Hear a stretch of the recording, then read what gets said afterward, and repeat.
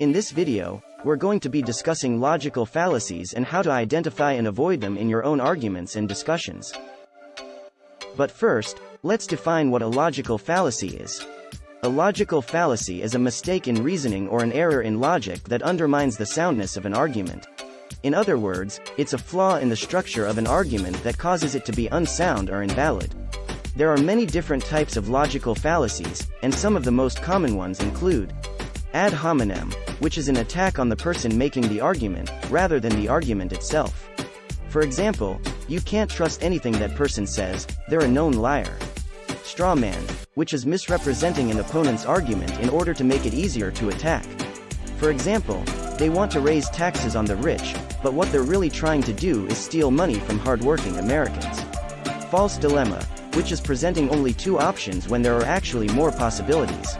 For example, you either support the war in Iraq, or you're unpatriotic. These are just a few examples of common logical fallacies, and there are many more out there. The important thing is to be aware of them and to avoid making them in your own arguments.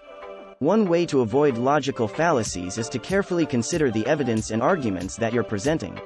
Make sure that you're presenting your evidence in a balanced and fair way, and that you're not cherry-picking only the evidence that supports your position.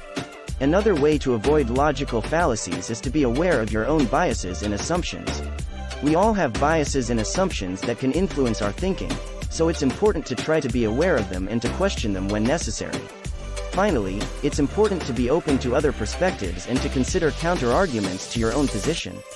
This will help you to avoid making logical fallacies and will make your arguments stronger and more persuasive. In conclusion, logical fallacies are errors in reasoning that can undermine the soundness of an argument. By being aware of them and avoiding them in your own arguments, you can improve the quality and persuasiveness of your discussions and debates. Thank you for watching, and be sure to check out our other videos for more information on logical fallacies and how to avoid them.